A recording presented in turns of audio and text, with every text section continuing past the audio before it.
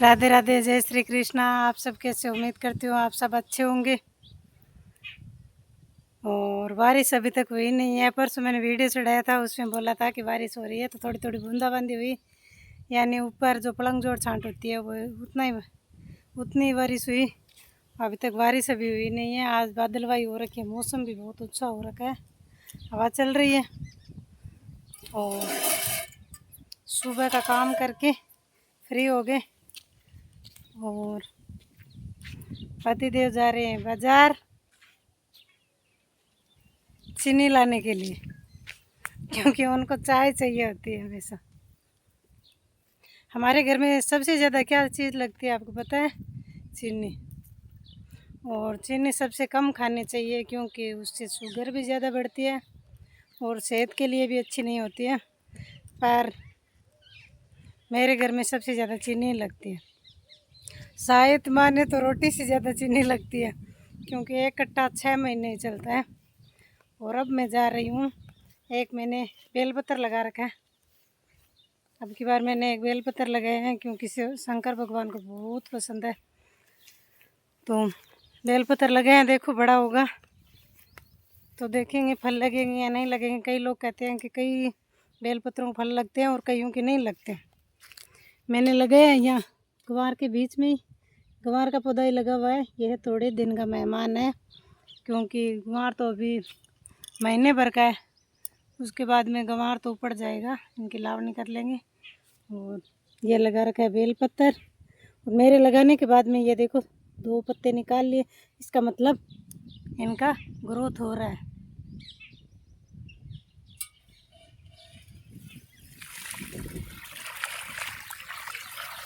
इसमें ज़्यादा पानी नहीं डालती हूँ, ये मैंने डोली से पानी लेके आती हूँ। 2-3 किलो पानी डालती हूँ इसमें।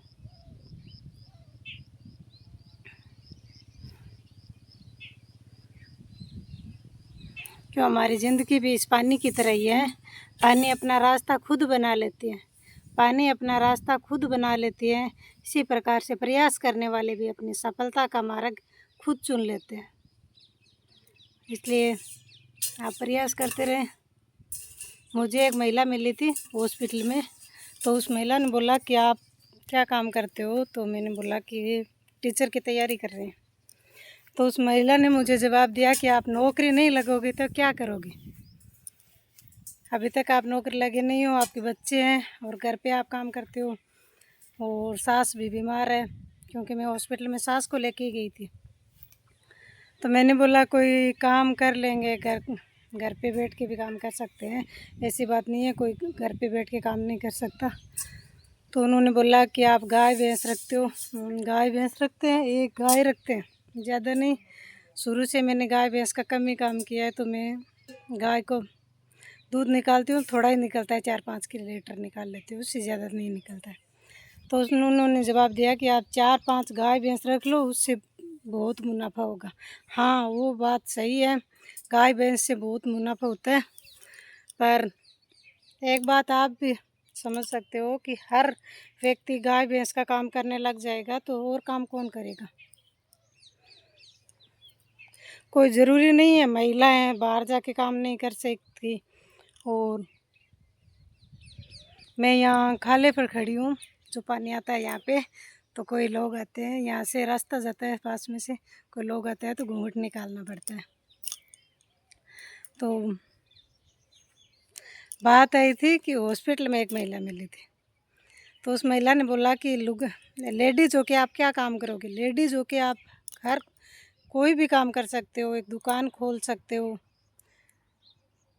तो महिला को कम मन नहीं समझना चाहिए, और घर वालों को भी उनका साथ देना चाहिए, क्योंकि महिला ही सब कुछ होती है। महिला एक माँ बन सकती है, बहन बन सकती है, वो भाभी बन सकती है, वो पत्नी बन सकती है, तो वो कुछ भी कर सकती है। एक बच्चे को जन्म महिला ही देती है, क्योंकि समाज का विकास ही महिला ही करती है। पीछे से गाड़ी आ रही है, तो हमारे समाज में ये अलाउ नहीं है कि महिला किसी के सामने घूंघट के बिना रहें। ये परंपरा समाज ने बनाई है या आप लोगों ने बनाई है? और पुराने समय से चली आ रही है, तो इस परंपरा को भी निभा रहे हैं, क्योंकि अच्छा लगता है। कोई आता है तो उनका सम्मान में घूंघट निकालते हैं तो बहुत अच्छा लगता है।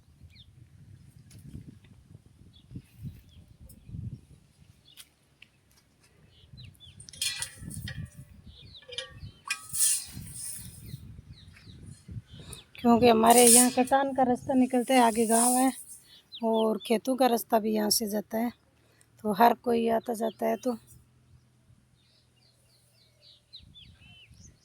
और सबसे बड़ी बात है कि मैं जिस समाज से आती हूँ, समाज में महिलाओं को बंदिश में ज़्यादा रखा जाता है, क्योंकि इतनी छूट नहीं है कि बाहर घूम फिर सकें और बिना घूंघट के कहीं भी रह सकें, घूम सकें।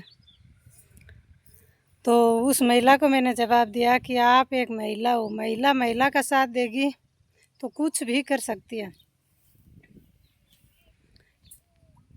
और समाज में ही यह कुरीति फैला रखी है कि पुरुष ही महिला को दबा के रखता है।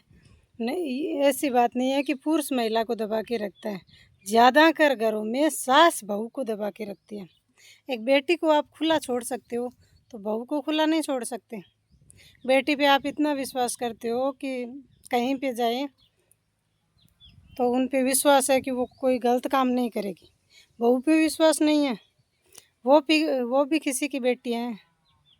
हाँ, ध्यान रखना आपका कर्तव्य है, उसको काम सिखाना आपका कर्तव्य है, डांटना फटकारना आपका कर्तव्य है, पर इतना आपका हक नहीं बनता कि उनकी खुशियाँ ही छीन लो। उनकी खुशियों का ध्यान रखना भी आपका कर्तव्य होता है। सास हमेशा बहू को यह कह के चुप कर देती है कि आपको कुछ करना नहीं आता, आपके पिता ने आपको क्या सिखाया। तो आपकी भी बेटी है, वो भी किसी की घर की बहू है, तो आपका भी फर्ज बनता है कि आप भी अपनी बेटी को यह संस्कार दें कि जिस प्रकार से आप बहू को दे रहे हैं। और इस वीडियो में मैं इतना ही कहूँगी, क्योंकि बेटियों की सुरक्षा का ध्यान रखना अपना ही काम है। पीछे एक मनीषा हत्याकांड हुआ है, उसके बारे में भी सुन के बहुत दुखद घटना हुई, पर वो भी एक समाज का हिंसा है और उस हिंसा में भी समाज का ही सबसे ज़्यादा योगदान है। पहले माता पिता ध्यान दिया होता कि बेटी को क्या दुख है, किस प्रकार से वो प्रताड़ित हो रही है, तो ये काम नहीं होते। क्योंकि माँ बाप यह कह के पीछे हट जाते हैं कि समाज क्या कहेगा। समाज की सोच के पीछे हटते हो या अपनी बेटी का ध्यान रखते हो। और इसके बारे में आप क्या कहना चाहते हो, ये कमेंट में अपने राय ज़रूर बताएं। राधे राधे, जय श्री कृष्ण।